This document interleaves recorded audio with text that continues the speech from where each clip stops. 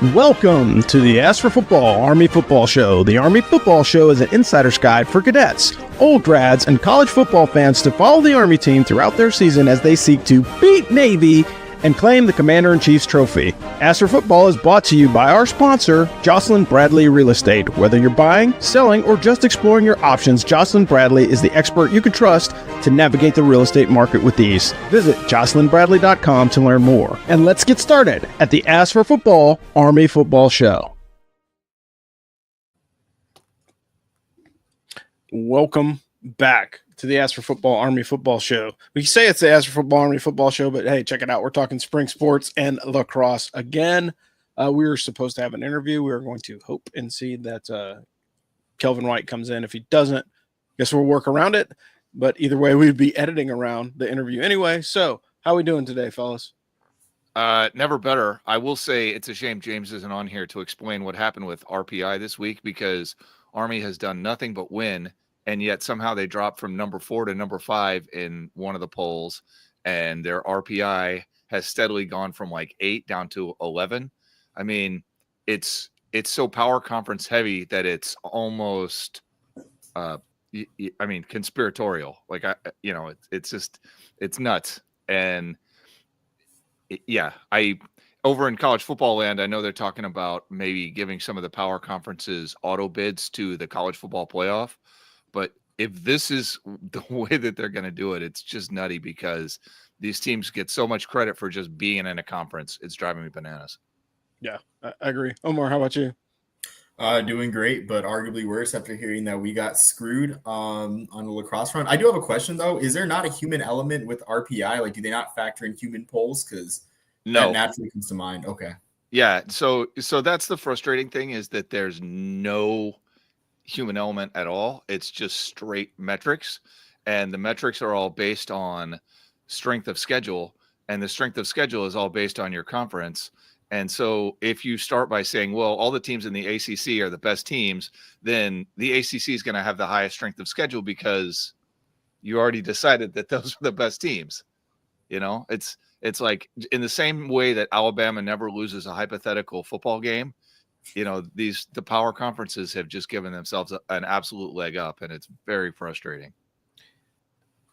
Yeah, I'll comment on that real quick, because it seems like that's just one of the things that is going on with college football right now, or even just college sports in general, right? Are we advocating too much for the Power Four conferences? You know, are we giving them too much credit? Because again, at some point, you have to win the contest that you're involved in. Yeah, So let's not set the playoff bracket before the season even starts. I mean, North Carolina is so far ahead of Army in terms of RPI, which is just a straight metric. And I'll be the first to admit that they have played a harder schedule, but we know these two teams played on the field. Like, they settled this on the field already. So to be like, we're going to take North Carolina over Army, like, that's nuts. So yeah, especially like after losing to them 2 years in a row. You know what I mean? Like, yeah. It'd be different. It would be different if they were like 1-1, or this was like the season decider or something like that, and it was a closer game or whatever. But at the end of the day, you know, if you beat a Power 5 team, you should probably get credit for it. Like, doesn't make any sense to me. But speaking of credit, we have somebody that we got to get credit for helping you find a new home. And if you're PCSing to the Fort Bragg area, we have the right realtor for you. Her name is Jocelyn Bradley. Jocelyn is a military veteran who spent her career in the Army in logistics. There, she discovered her passion for making a difference in people's lives. She's committed to helping her clients find their dream homes, and does exceptional work when she's working for you. Jocelyn has decided to support us here at Ask for Football this season and next season, which is going to be great. She's the right person to get you into the home of your dreams. Jocelyn is also an extended network of veteran realtors who can support you if you're moving somewhere else into the country. So if you're in the market for a home, Jocelyn should be your first call. Guys, if you're not moving specifically to Bragg, she can help you find somebody that can point you in the right direction. Won't cost you anything. Reach out to her and she'll get you set up. All right. So since we had this laid out so that we would do the interview with Kelvin here, but being that he's not on and we're still hoping he joins us, let's jump down to talk about the spring game.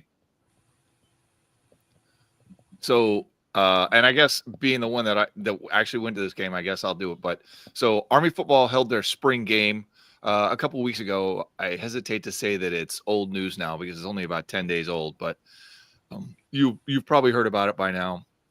The black team won 16-14. I do not think that the teams or the scores are particularly important. Rising firstie Dwayne Coleman took snaps with the ones. He is unquestionably the number one quarterback right now. He worked about 50% from the shotgun and under center. He is the only guy I saw who really took meaningful snaps from under center. Rising Kale Helms looks like the current number 2. He took like a few snaps under center. He's not a huge dude, but he's a really shifty runner. I mean, I went in there. I guess I probably shouldn't admit this, but I went in there honestly as a Helm skeptic, but I thought he played really well in a non-contact scrimmage. He's down with one hand on the jersey, and he still managed to run up the middle several times for 5 to 7 yards, which is very difficult in traffic when one hand puts you down, right? Bryson Daly in this game last year looked terrible because his best thing is running through contact. Dudes were putting one hand on him left and right last year in the spring game, so I was actually cheered by that a little bit. Rising yearling quarterback Ethan Washington, honestly, he's a very slender dude at 6'1", 190. Like, he's not big, but he has maybe the best arm I've ever seen on an Army quarterback. This dude has a very languid, smooth throwing motion. He was easily, just during warmups, he was easily throwing 25 to 30-yard throws, flat trajectory. When we talk about a strong arm, you don't measure an arm in college or the pros by how far a dude can throw. Like, these guys are expected to be able to throw far. It's how quickly can they get the ball there and how on target is it? And so the flatter the trajectory, the faster the ball's moving, the less chance the defensive back has a chance to sort of break on the ball. That's what you want to see. And Washington, he looked better in that sense, with the stronger arm, just, a flick of the wrist throwing motion than I've ever seen. They had him line up under center several times, but he checked out of it 100% of the time back to the shotgun. So I don't know what you can take from that. And then fullback Briggs Bartosh and wide receiver Liam Fortner both stood out quite a bit. Bartosh broke a ton of tackles. Like, that dude looked great. He was a very impressive combination of shifty and powerful. And Fortner has very clearly become the team's go-to wide receiver. So it was good to see that they have a sense of who those guys are going to be and how that's going to work out. I will say numerous guys hit field goals effectively from reasonable collegiate distances all night long. And rising yearling punter Matthew Falk dropped a punt on the 4-yard line. So special teams is way ahead of where we've seen them before. And also, we might have a battle for starting punter, which is the kind of thing that is crazy, but yet here we are. And then last thing, team had kind of a lot of injuries heading into the spring game. So, we know that they have good O-line depth, but my sense is that they got tested quite a bit with guys getting hurt. So, that's tough. And let's hope that they can sort of heal up before the season comes. So, any thoughts on any of this there, guys? Yeah, for me, spring games are always interesting because you get to see younger players step up, kind of with some of the remnants of the old crew. So you get to see them kind of commingle with the guys that have been on the field for a while, and that's good for experience. As much as some of the naysayers, to include James, would say, hey, we don't really care that much about spring football, but I think it's a good. I think from a personnel standpoint, it's a good way to kind of see who's going to fit, or at least who's fighting for positions going into the fall, formations wise, or whatever offense they're going to run. Army's going to run the air raid, every time in the spring game, and gives you a false sense of oh my gosh, we're going to throw next season. Nah, not really. They're just doing it just to get some sets and reps. But again, I think the comment that you made about flat trajectory and the ball getting out to the running backs and the wide receivers quickly, that's good for Army. That was one of the things that we didn't see, and that was one of the the differences in the Army Navy game was the ability to hit those swing passes or those short out routes, and then turn them into a 5 to 7 yard gain and keep the chains moving. So I would like to see that. I know that you just got to take things as they are with Bryson Daly having probably the best year Army quarterback has had probably ever. You just have to use the tools that you got to get to where you're going. But I think, a little bit of diversity in the offense is not going to be a bad thing. So I'm looking forward to seeing how it shakes out coming into the fall.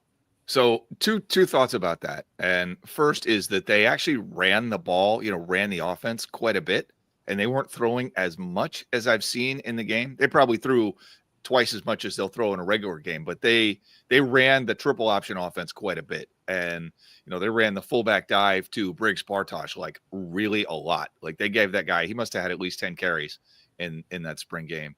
And the other thing about Washington, while we're talking about throwing motions, he came out and they took a couple of penalties, like a false start. And I don't know if that was him or it's just very early season, kind of a mess. But at any rate, they wound up with a 1st and 30, and he actually converted that thing with a 19-yard pass, a run, and then like a 9-yard pass to pick up the first down starting off of 1st and 30. So I don't know when the last time we saw that was. Omar? Yeah, I think it's interesting too. I like the move of Bartosh to fullback because I think Army has gotten a taste of what explosiveness at the fullback is, and I think they want to keep it going. Because honestly, I think my mindset, and you guys can correct me if I'm wrong, I think it's easier for teams to dismiss the Darnell Wolfel, Jacoby Buchanan type fullback. It's like, okay, we can hold him to 3 yards, we can commit more people to the edge. But if you have a guy like Bartosh, who used to be a slot back with big breakaway speed, can break a run 40, 50 yards anytime he can, anytime he wants. I think it leads more teams to commit more assets to the inside game and really let Army commit to the outside game, which aside from Noah Short, I want to say since 2017, the outside game's really been lacking, honestly. I mean, with the exception of Noah Short last year. So I'm excited to see how that ends up. The bad side of that is a guy like Bartosh fits well in a modern spread offense. So if we're talking about people getting poached, which is a topic for later on in our podcast, that's the bad side. But I'm really excited about the move of Bartosh at fullback, and just like seeing those types of guys. I call it the Michael Wallace archetype for our older listeners back home. Bartosh reminded me a lot of Kanye Udo running because he really does have that kind of shifty. I don't know if he's got as much straight line breakaway speed. Like we'll have to sort of make those decisions in the fall, but he really looked good. And it was a good combination of shiftiness and running dudes over that you like to see. So yeah, one thing I'll say is it's tough in games like this because you don't know who's going to play how much. But I will say Noah Shore was out there a ton, which I totally did not expect. So yeah, it's just it's always going to be interesting, and I think like Omar said, one of the when we watch the offense struggle, it's because they haven't been able to set the B back up, right? So if the B back is getting 3 to 4 yards of carry in the dive, then that opens up the edge, which is makes the offense completely different. And we saw some new wrinkles this year with Bryson Daly. So if the fullback gets going, you can do a quarterback follow. There's lots of other things that they can kind of vary off of that. So I think that's important as far as the offense is concerned, is to feature that fullback. You're never going to have a featured back at Army, but you're going to have a featured position, and that's the B back position. And we haven't had that in a while. So I think that's trending positively. Yeah, I will say there's nobody on the roster right now at quarterback who has that size like Bryson Daly had. Like none of these guys are going to run through huge amounts of contact. And probably Helms is the only guy who has the body type to even attempt it. But I mean, he's 5'10", 203. He's the same size I am, like almost exactly the same size. And I'm a swimmer. So, take that for what it's worth. Yeah. So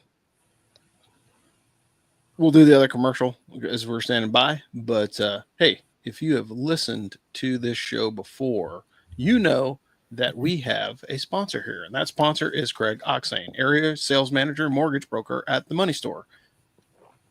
Craig is a class of 1994, can lend in all 50 states. He's one of the most successful VA lenders in the country. He has super competitive rates. Craig is going to give you the best deal that he possibly can. Friends, this whole mortgage process is super confusing with interest rates moving all over the place. Now is not the time to deal with some clown that's just trying to make a buck off you.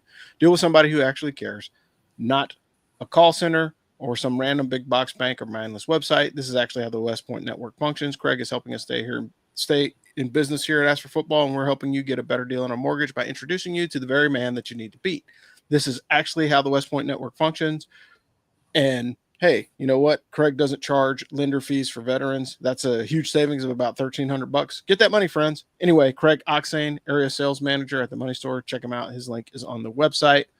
And let's move on to talk about the transfer portal, since we already talked about the spring game, and there are some unfortunate moves after that. I guess we could say that. I mean, if you're a hardcore Army fan, I would say it just makes you scratch your head and wonder what's really going on, and maybe maybe it's not that big of a deal. Maybe it is. I don't know, but we'll talk about the transfer portal really quick. A lot of guys are starting to pop out in the transfer portal now that it's available.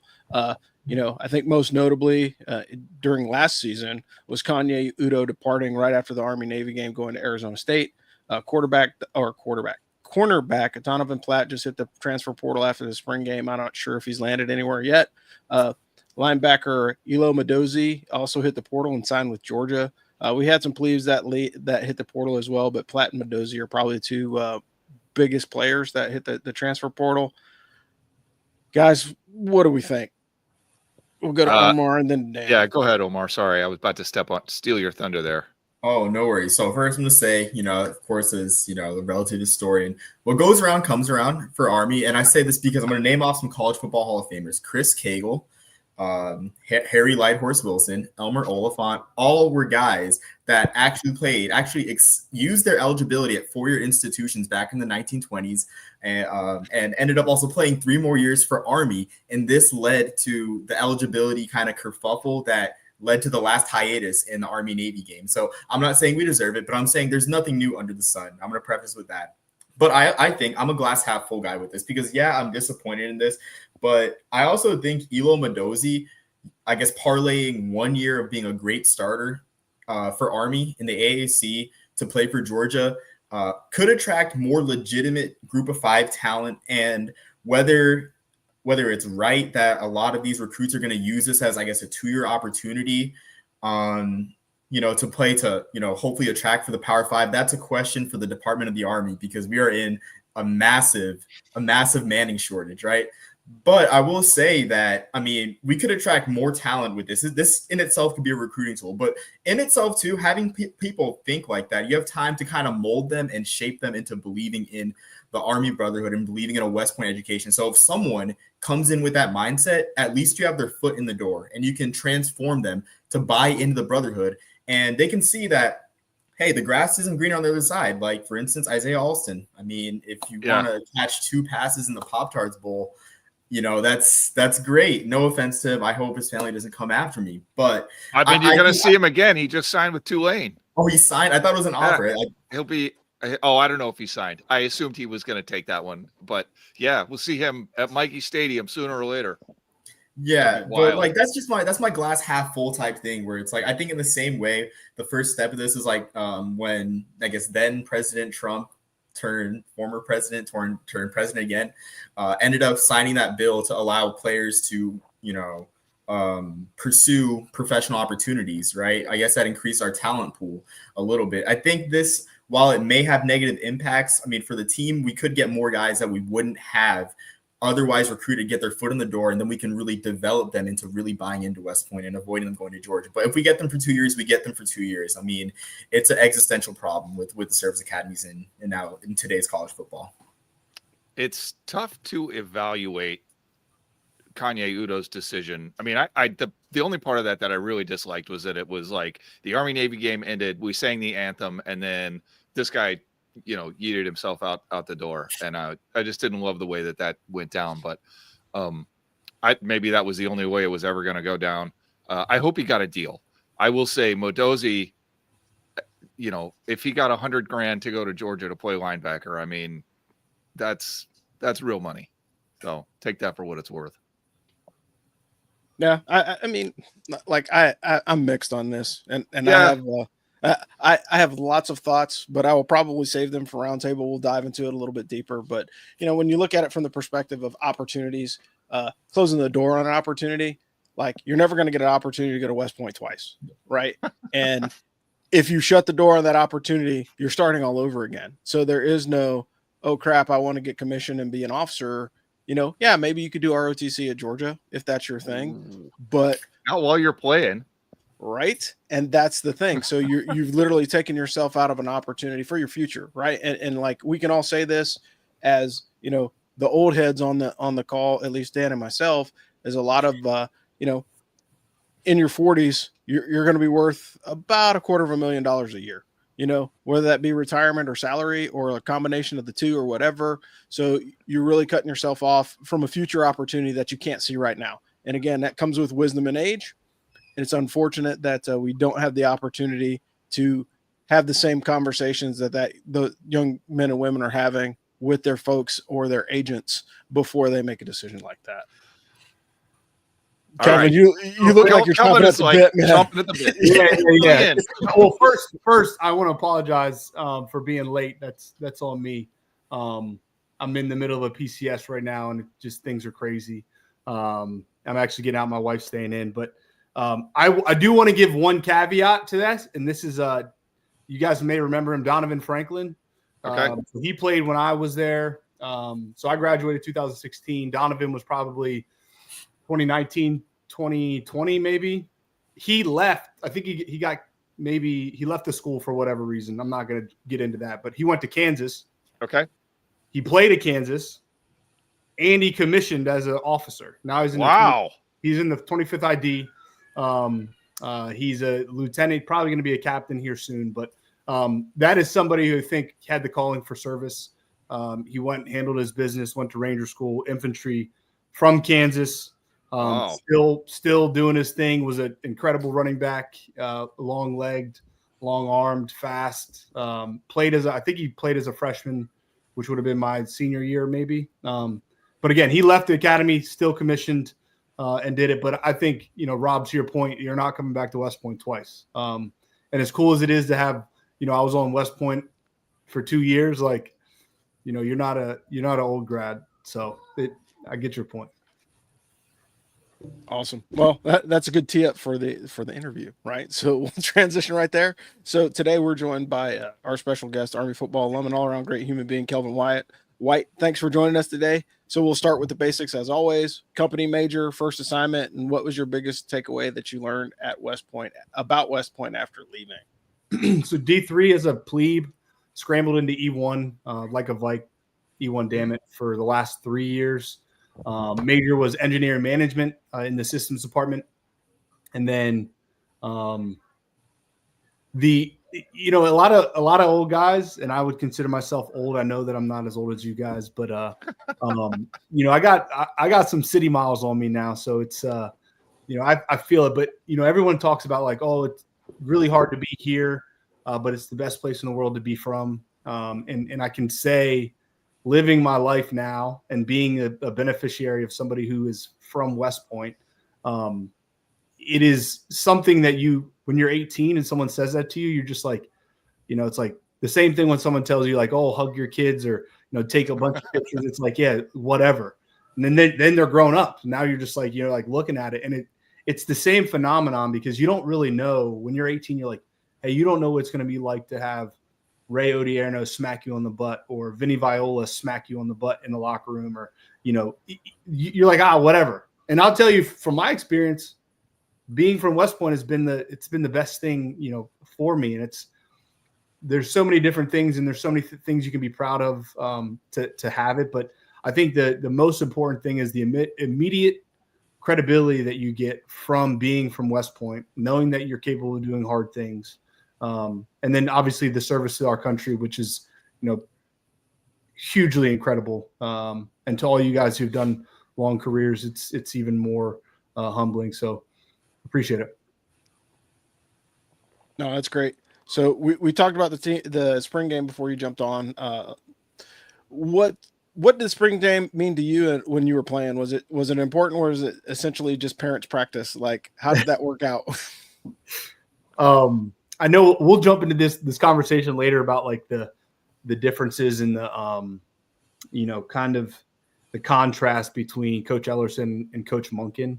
I do feel, again, humbled and honored that Coach Monken's still coaching. Shout out to this guy at the academy. So it's like I still feel like I'm part of the academy, right? Like I could call Coach Monken, I can talk to him. I have the opportunity to like be close to the program still. So to me, I feel like I'm like still there. For some guys before me, had Bobby Ross and then Coach Ellison and all these different coaching staff. Like you lose out on kind of like the longevity. So I will tell you, when I was first there, spring ball didn't really mean much to me. My freshman and sophomore year, it was a glorified parents game, and it wasn't that crazy because everybody looked forward to the summer and all the things. But I would tell you that my sophomore going into my senior year or my junior year, which Coach Monken came, and that was the epic kicking all the seniors out and sending us to the core, putting us in the visitors stands, which are no longer there anymore. That was all of that timing. And I will tell you that it was hard. I was just changing positions, fighting for my, really fighting for my life, like R. Kelly would say, to get on the field. Right. Yeah. And after that, it became this thing where like, it is important. Coach brought like the legacy of old players coming back and being captains. I saw Johnny and Cole and Elijah at the game or at the spring game. And it was just like, it's cool, right? Because it's important. It's important to know that the things that you're doing are important. And, every time I tell somebody that we have guys in the NFL, they don't believe me until you show them Super Bowl rings, right? Brett just got one this year. So, but yeah, it's a big deal now. I can tell you that. So can you talk us about sort of when you realize you're actually, making this team, you're going to start, you're going to play, versus when you were on the scout team? And like, it struck me when I was writing this, that if you're not one of the starters, then the spring game is a huge deal. And if you are one of the starters, then you're trying to be focused because you're trying to be focused. And maybe coming in with Monken, it's a little different because he didn't know any of you guys, and it was pretty obvious that there was some turnover that needed to happen anyway. But can you sort of talk us through like your journey, I guess, for lack of a better term, to actually get on the field? Yeah.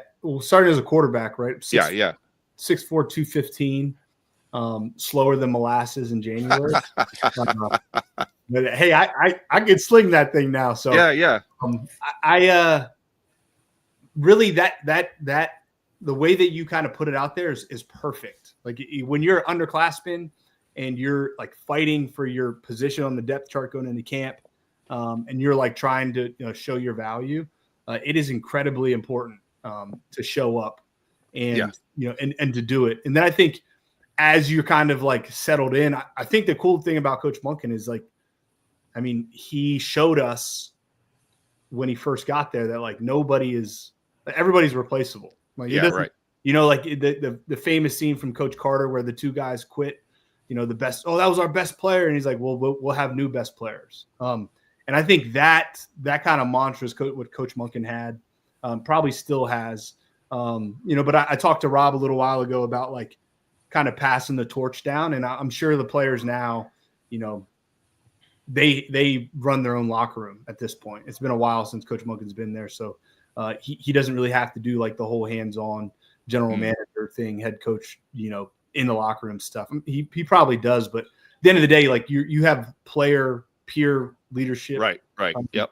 And I think that part of the accountability is like, if you're a senior and you've been a starter, I look at guys like Elijah Riley, right? He's a 4-year starter. Right. I knew he was going to be an NFL caliber guy when he first came in. I was a graduate assistant. But he showed up every day. Like he knew he was going to be a starter his sophomore, junior, and senior year. And he was still practicing and playing like the best version of himself, the best player on the field. I mean, that is why though, that's the only way that happens is you just go balls out. And I don't know. That's awesome. Yeah. So why West Point? I mean, obviously it seemed like it worked out for you, but like it's not an immediately obvious decision, I think. Maybe not to the people on this podcast, but just generally. So it was my visit there. Adisa King was there. Yeah. And you guys know Adisa, brigade commander now, 3rd Brigade, 25th ID. Jesus, I feel huge, so old. It really, hey, I'm telling you, and he was a baby major when I got there, like baby major. So he wasn't even like, he was still a captain and all that stuff. And, and I think, not to get too political and not doing all this stuff again, but just seeing him, a football player who was able to come back, who deployed, who like fought for our country, who was like had that energy, right? You can't walk by a decent absolutely, and not just get like fired, like you got like struck by lightning or something like that. And I saw him, and then I emulated him immediately, and I was like, oh, I got to be like that guy. And then he came back around, and Coach Wall has been at West Point for probably since 1802. I don't know, but just having like that continuity, right? Because Adisa would come back and talk to Coach Wall, and it would just be like, oh, this guy is the man. Then he worked for the Secretary of the Army for a while. And just like that type of professionalism, that type of demeanor, like he just had energy. He was just doing the things that I wanted to do, which, ultimately I was able to do. But I think coming in and having somebody that you can look at and be like, oh yeah, like that's the kind of guy. So that's happened on my official visit, and then I didn't have money. I didn't have, I didn't have any, I mean, like, let's talk about it. Right? I mean, it is what it is, right? Like I could have maybe got some FAFSA. I could have went to, some PSAC school or, something in the Patriot League. I think Georgetown asked me to be like the Cam Newton of the Patriot League when I was in high school. So like they were like gassing me up, dude. I'll tell you what, they were like, I mean, and it was working because I thought I was gonna go and be like this guy who was like, throwing touchdown passes and stuff. And it humbled me when I got to West Point and my journey and stuff like that. But it was the right decision for me. It put structure, put foundation, allowed me to do so many. It unlocked so many doors, right? Like, and it's not even like it opened doors, it blew doors off the hinges. It just just crazy opportunities. And I tell everybody now, hindsight's 2020, but I'd do it 1,000 times out of 1,000. It's just like, it's easy. It's a good decision. And, it's again, just the best thing, really the best thing that's happened to me until other better things happened. So I got to say, so I have a college senior who's about to graduate and a college sophomore, rising junior, and watching them struggle with the lack of structure at their civilian universities made me appreciate West Point in a way that I don't think I ever would have if I hadn't watched them just sort of, lose their minds trying to figure out how to manage some of that stuff. So a lot in retrospect, a lot of the stuff that I thought was awful back then probably helped more than I would have wanted to admit on my own. So yes. I hear what you're saying there quite a bit with that stuff. So let's talk a little bit on the field here. A debate that we've had on this show quite a bit is, do we want to be under center or do we want to run out of the shotgun? 2 years ago we had like 4th and 1 running the shotgun. Yeah. Last year, guys in the Firsty Club are like screaming at us, why are they in the shotgun? You want to give us your opinion on Army offense out of the shotgun? Yeah, I think, and this is again, I was at the Army Football Club golf outing last year, and I had about 3 hours of conversation with Coach Monken over the weekend, which was crazy. It was just like, awesome. And he was able to talk to the guys there. And when they changed kind of the rule of the blocking and, cut blocks downfield and inside the box, I think they tried to get a little bit of distance away from big, strong, fast, soft defensive lines. Because at a time, like, we were undersized, and I think we kind of closed the gap there a little bit. But at the end of the day, like, we're still not as big and strong as some of the guys. So I think creating some space, allows us to kind of have a longer time to make decisions, especially at the quarterback position. Andy Guider was my quarterback coach when I was in my freshman and sophomore year, and he's a math mind. I don't know if you guys remember Coach Guider, math mind. He broke down the dirt formula, distance equals rate times time, on the board, and explained to me the farther I get away from the center and the offensive line, the more time I have to make this. Interesting. Okay. When you go to the shotgun, now you get a little bit more space to play in there and make it easier. And I think all of those things together kind of are variables for why we decided to do that. And I talked to Coach Monken. I'm glad that we made some changes there, and I think Coach Worley had like incredible command of the offense this year. Like I just for sure. I loved watching it, and I think that changed some stuff too. But it's if you're a shotgun team and your center and quarterback exchange the ball through shotgun, that's what you practice. Yep. Going under center changes things. It changes the dynamics. How are your feet? How does he come off the ball? How does all of those and for us, consumers of the game that have been out for a while, like you don't. It's like just run the damn ball, right? That's like run the damn ball. It's like it's frustrating, but at the end of the day, like all of those little things are important. How is the is the ball wet? Is the center, does he sweat a lot? Like I'm telling you, like some Cordell Stewart stuff, but all of this stuff adds up. And then you get comfortable doing what you do. If I'm normally in the shotgun, then I'm going to be in the shotgun. And, but I think now it's nice that we kind of got back to that, that thing. Coach Monken, I'll never forget. He's like, if you can't get a yard on 4th and 1, like you don't deserve to be on the field. If your offensive line can't move 1 yard, then it's a problem. And I think just it's awesome and it's good. And when we win, it's good. It's good. Yeah, absolutely. So nothing. So the most impressive thing is that they can do both. Is what I think I'm hearing you say. Yeah. Okay. Absolutely. All right. So we talked about the transfer portal. I don't think I want to beat that one up again. What's favorite memory as from your playing days or from your time at West Point? It changes. I think it changes a bunch. Like this picture behind me is probably the one that's like most dug into me. This is carrying the American flag out in Beaver Stadium. Okay. Being a product of Harrisburg, Pennsylvania. Yeah. Growing up and seeing Happy Valley and then being able to play there. That was an amazing game too. I mean, it was a phenomenal game. And it was a little wet, so the fumbles maybe. But I think that was probably like the most memorable for me. I got to play against some of my friends who went to Penn State, playing still. So that was like cool. But I think the most memorable moment for me was the Hail Mary against Navy in 2015. Yeah. I think, DeAndre Bell was my best man at my wedding, so it's all love, water under the bridge there. Should have caught the ball. I don't know what you missed.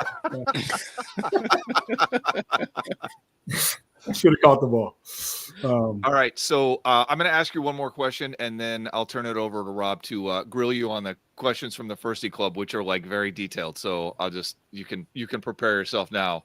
But what are you doing now? You said you're getting out. You said your wife is staying in. I want to say that I saw you post a picture of snowboarding on Instagram like years ago. So if that was actually you, tell me how you got into snowboarding too. That was me. Yeah. So again, this whole thing ties back together. I was supposed to go to Fort Savannah? Fort Stewart. Fort Stewart. Yeah, Georgia. Yeah, that's where I went. Yep. Some stuff happened. Didn't go. Yep. I talked to Colonel Anderson, who was like our head OR then, and I talked straight to General Caslin. And 2 days later, I'm on orders to go to Germany. So. Go to Ranger School, Airborne School, head to Germany.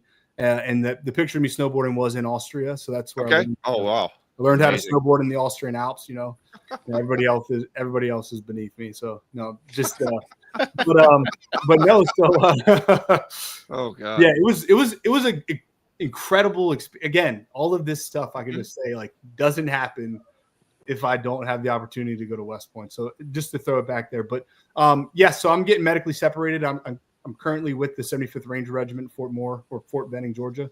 Okay. It was a great experience. I think a mix of football, tore my ACL, had some microfractures in my femur, jumping out of airplanes. I'm going to need a knee replacement here soon. So medically separated. My wife, we did meet in Germany. We eloped in Copenhagen, Denmark. Oh, there you go.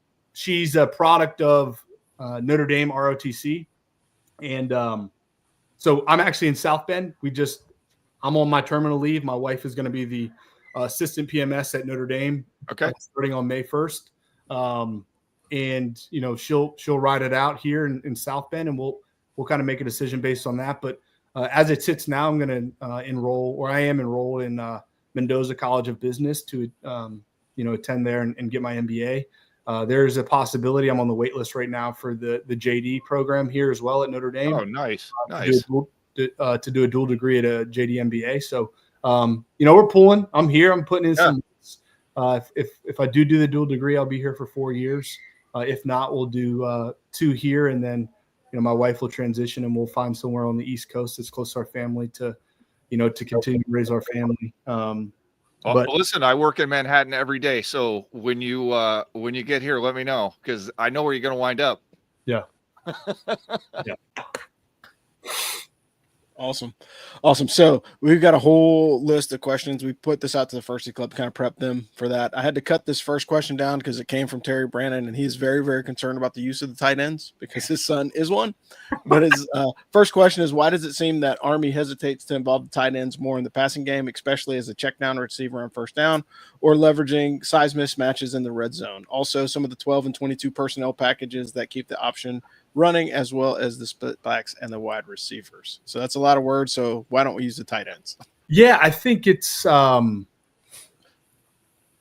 really hard to find people who can, and I'm not saying this is like I thought I could do both. I probably couldn't, but it's really hard to find people that can do both, because offensive linemen can, cut off better than a tight end can.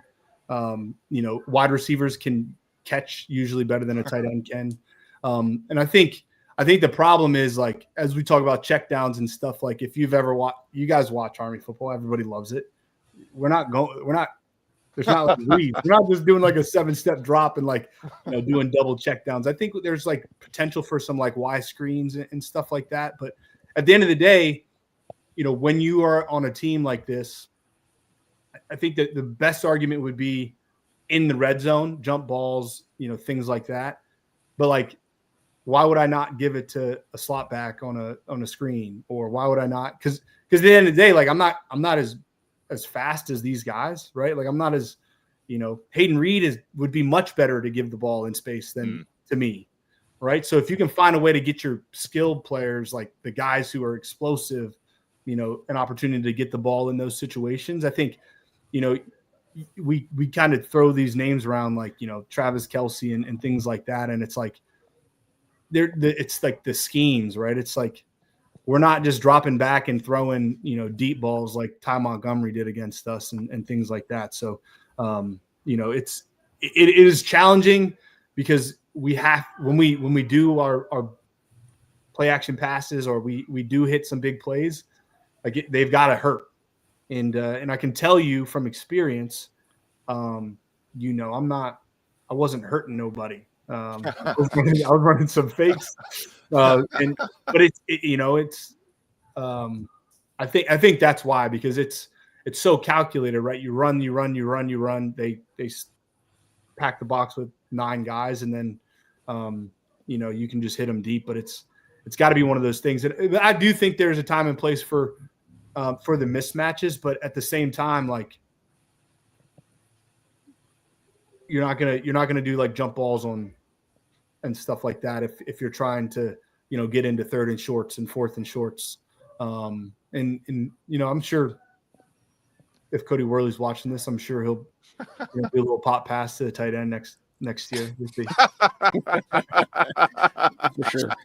All right, so and this ties right into the next question. It seems like Navy and Air Force tend to leverage their wide receivers and their slot backs more in the passing game and wheels and screen routes. And I think that honestly was the difference in the Army-Navy game. Do you think that there's the potential there for Army to do something similar, or are we going to stick with, what got us to the show this year?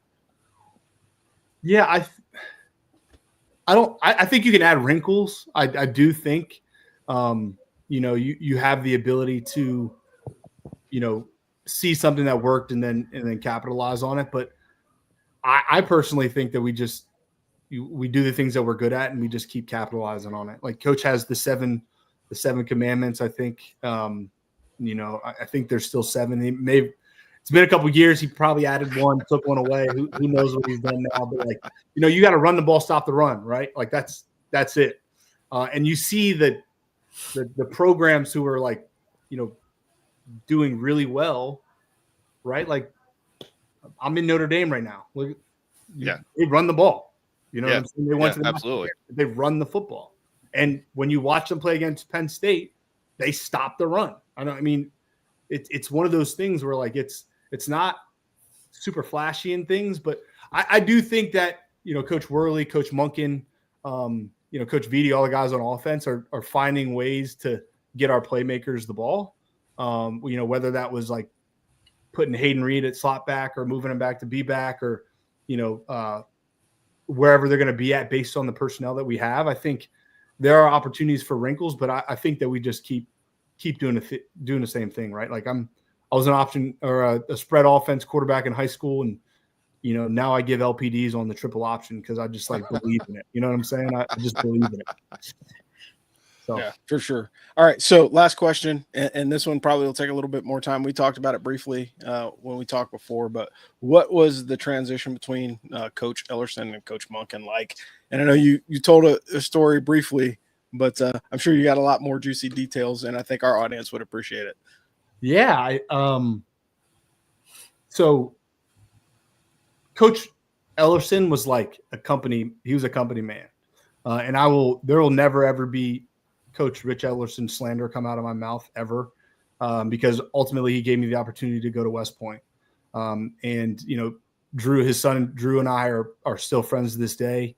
And he really did do a good job taking care of me and, putting me on the path that I'm on. So I do think the coaching styles, though, are much different. Like Coach Ellerson you're at West Point, be a cadet, and then, play football. And I think that's fine.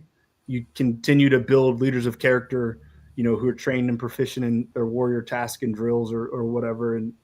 But Coach Monken came in and was like, nah, you're a football player. I'm not here to hear all that stuff. And I'll tell you, a lot of people are up in arms about it, but at the end of the day, the leadership principles that you learn and that you continue to use, in combat and anywhere in the Army that is a people business are forged between the white lines of Mikey Stadium. It doesn't matter what class you took. It doesn't matter about PE 450 or MX 400 officership. Where I found out about leadership was, between the hashes, the period. And I think it's probably on the same thing about the basketball court or volleyball court or whatever, what have you. But that is where you learn sacrifice. You learn all the, compromise and a lot of the things that, make you a better leader. So I will say that it was crazy. The contrast was stark. There's probably guys that don't like Coach Monken that I played with, because again, going back to the first question, they were seniors. They were 4-year starters. Coach Monken was like, "You suck." You know what I mean? I don't know who told you were good. You're not good.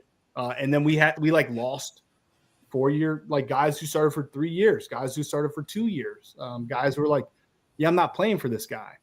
And there's probably still resentment from some of those guys, but I do feel impartial because Coach Monken was did some cool stuff for me as a human being. And I'll jump into that probably a little later. I don't want to take up everyone's time, but he had to show people what winning was about. He talked about hey, in order to do something you've never done, you've got to, be willing to do something you've never done.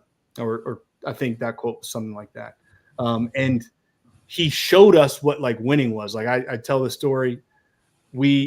we all had, if you've been into Kimsey, like in the auditorium, we all used to like bring our cleats and like throw them on the ground, and it was all crazy. And the first day was like spring ball, right? I think it was spring ball. We were doing some practice. And he like comes in, he's like, he has that demeanor, right? Now he's like a little silver fox. So he's a little bit older now, but before he was like young monk. And can I curse here? Yeah. If we have to edit it, we no will. No cursing. All right. Well, he came in and said, you guys go get your cleats and put them back in your lockers. You have 2 minutes. And there's 180 of us. There's no chance we're getting through these doors in 2 minutes. And we didn't do it, right? Missed a time hack. Very similar to people in the Army, right? Like, unrealistic time hack. You missed it. Now it's time to play FF games. If you guys know FF games. So he takes us outside, and like I think for the first day we just like we didn't even practice. I think we just got like tore up, right? And then the next day he comes in, he's like, hey, you guys, this is what a winner's locker looks like. And it like nothing's in there. It was like a jersey. All the cubbies were like perfectly pushed back and all this stuff. And he was like, this is the standard for the locker rooms. And everyone's like, yeah, whatever. Just throw our cleats on the bench and go about our day. The next day come in trash bags and lockers, all like 1 through 80 seniors, upperclassmen, gone. Literally just like trash bags. Like if you have a trash bag in your locker, you're in the visitors locker room for spring ball. I'm like, what does that mean? So sure enough, we went and we were just in the visitors' locker room. No heat, water's cold. Spring ball, you guys know spring ball. It's cold in New York, it was just like this crazy experience for us. And then we did mat drills, right? And you guys, we still talk about mat drills here and then. And that was where I saw boys kind of turn into men. Jeff Bacon, you guys know Jeff, like one of my best friends, talk to him every single day. Jeff had some stuff happen to him on during spring ball, during mat drills. And he was just like, where's Jeff Bacon at? And he wasn't there, right? So he's gone. And he was like, he was like, oh, Jeff doesn't want to be at spring ball. He just thinks he's better than everybody because he's been a starter forever. And, and it was just like this crazy opportunity for us, to get better. So there's my son, by the way. So, but it was one of those things, right? And then we had people quit and then all these things. And I think that the thing I'm trying to get at is he came in and he did the stuff. He like put his finger in guys' chest and was like, you think you're good. You won 2 games last year. You suck. You did this. You guys suck. And then later on, I think it was in fall camp or something. And we're introducing ourselves and, he's like, comes in with a bag of like a silk bag and it has all these rings in it. Like I thought this guy was like Wilt Chamberlain or something. And he just like slams all these rings on the table. And we're like, what the hell is this guy doing? He's like, 8-5 bowl game. And he just does it for every single thing, like from his time at the boat school up through Georgia Southern when they beat Florida and all this stuff. And he's like, I know how to win. I'm a winner. And everyone's like, oh my God, this guy's crazy. Yeah, he's crazy. And I think it took a lot of like us believing that we could win. And I talk about this a little bit. There's like a forgotten era back in the 80s, like I think the late 70s and the early 80s. And I think like now from like 14 to 16 is probably like the foundation era. Because that was like, we didn't win a lot, we didn't win a lot of games, but at the end of the day, like Andrew King came from that cloth. There's guys, and then as it just kind of been passed down, right? I mentioned this again. Coach Monk is probably not the guy who's like putting his finger in dudes' chests anymore. It's probably a player. It's probably a guy who's, played a bunch of games, who's a winner. He knows what winning's like is supposed to be, right? Like that was probably Bryson Daly last year, or, just being able to pass that down and like have that peer leadership. And I think Coach Monken brought in like winners. Mac Brown came in, Frank Beamer came in, Lou Holtz came in, and he talked to us about just like what you have to do to be a winner. And then I think holding people accountable, right? Like if anybody remembers, I'm not going to say the H word, but fall camp is pretty crazy on the 4th floor of Kinsey. And there's like some rituals that happened. And, you know what I'm trying to say. Yeah. Well, long story short, Coach Monken had walked in on one of our fall camp festivities. And I will tell you that I never ran faster in my life. I was like up doing all this stuff. Lights come on. Someone says like, "Hey, turn the lights off." There's like strobe lights and it was all crazy. And Coach Monken walks in and he was like, "If you're a senior, you have 5 minutes to be out on the field." This is 10:30 at night. And I think statute of limitations probably gone on this already. So Coach Monken had these guys out there till like 3 a.m. And then they woke up at 5.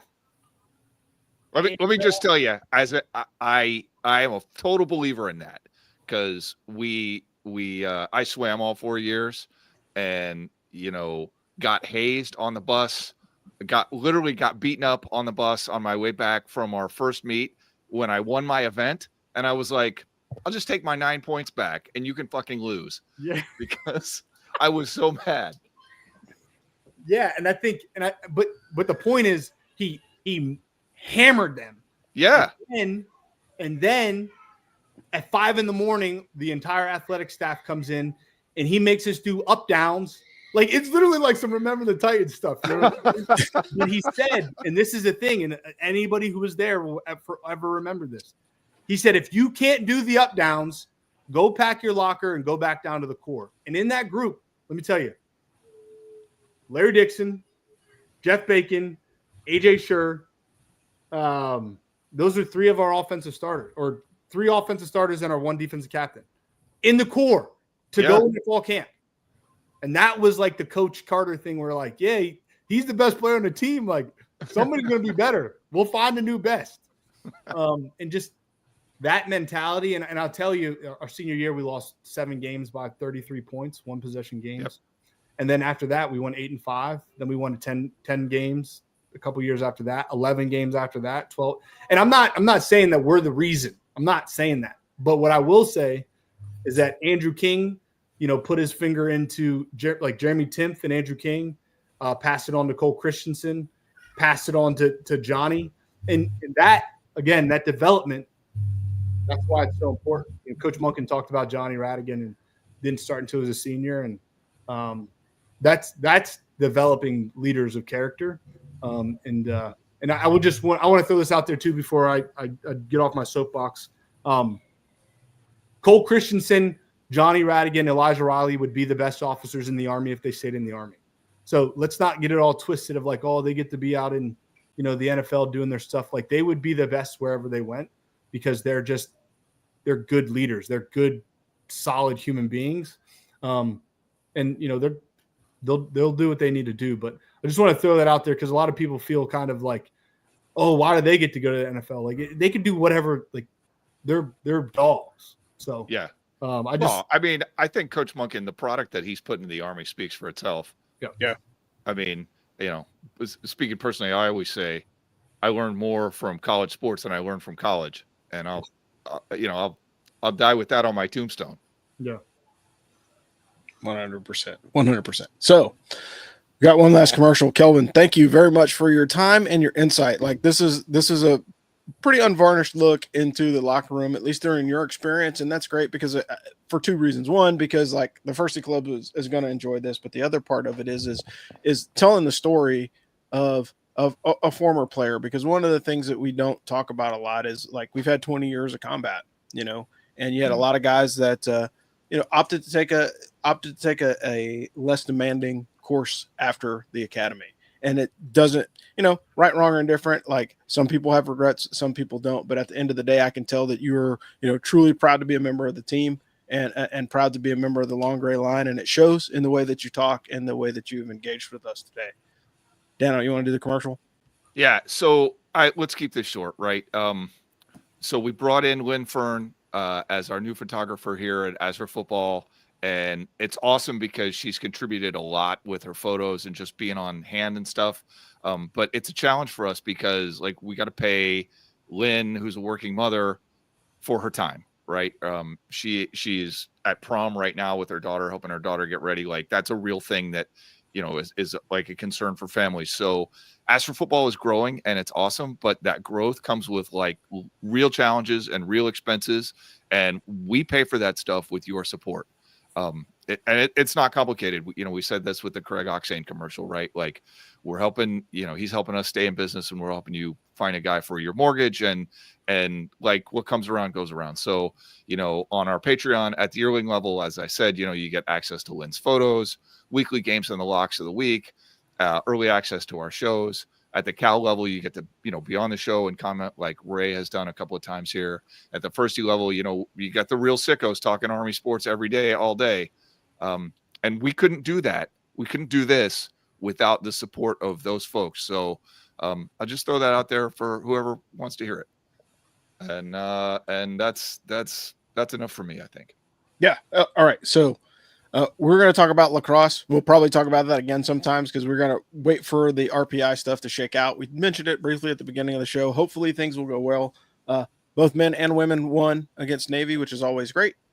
And really appreciate you guys coming on. But, hey, this is the Ask for Football Army Football Show. Spring Sports Update.